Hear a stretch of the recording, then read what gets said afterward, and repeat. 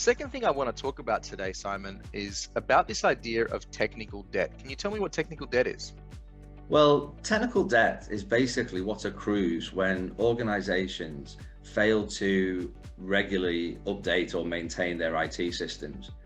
Over time, this can build up and can lead to a situation where it requires a much larger investment to correct or upgrade generally an organization's infrastructure or IT systems, whatever it may be. Technical debt is like credit card debt that, you can let it build up, but over time or at some point, it needs to be paid back.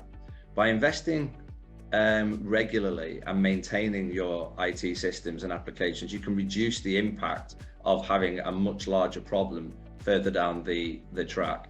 And so that's another area where we help SME business leaders understand this concept and work out and prioritize the right things to invest in with their IT systems. And this is also part of this is also a key part of developing IT strategies for our clients, is helping to avoid these kind of situations.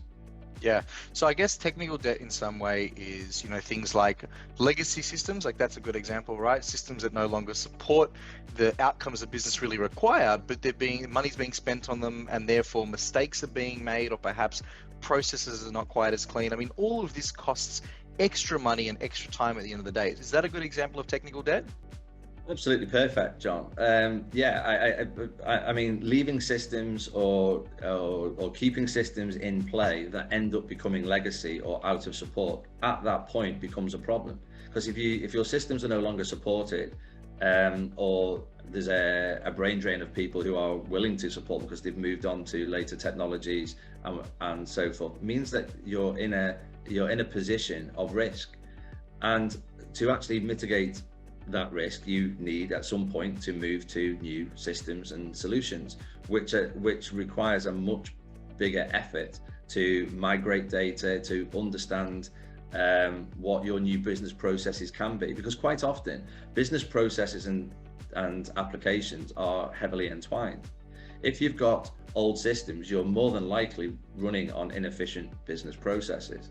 So by looking and upgrading or using the latest functionality, the latest features that are out there, provides so much opportunity to update your business processes, work so much more effectively, and actually reduce costs.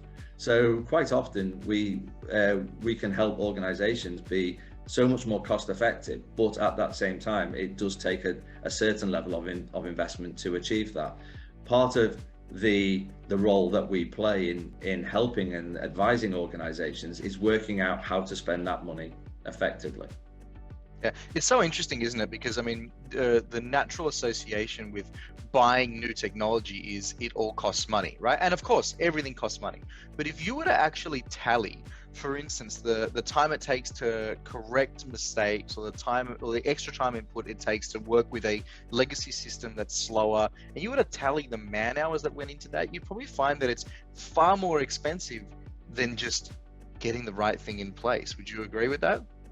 Absolutely, yes. And it, for leaders who very much see IT as a cost, this is some of the challenges that we have, is helping to try and work through this kind of, I suppose, mindset or precondition that IT is very much a cost, but the extra cost that they are happy to spend in terms of, I suppose, wasted man hours is something that tends to fly beneath the radar.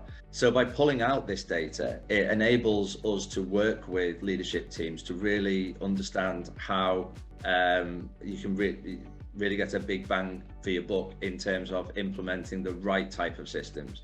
And no one's needed to say that all these systems have to be really expensive. It's about finding the right systems for the right type of organizations that will work in the right way. And part of that includes understanding the skill capability of the workforce. There is no point implementing solutions that are too sophisticated and have so many features that are unnecessary.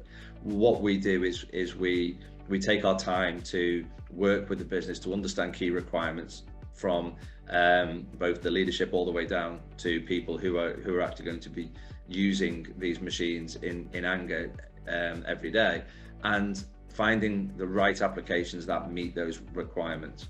And then we help work to obviously implement those solutions. Yeah, makes sense. I mean, once again, I suppose this is the big difference between just having an IT plan and an IT plan that actually supports the strategic outcomes of the business. So I totally get and resonate with that.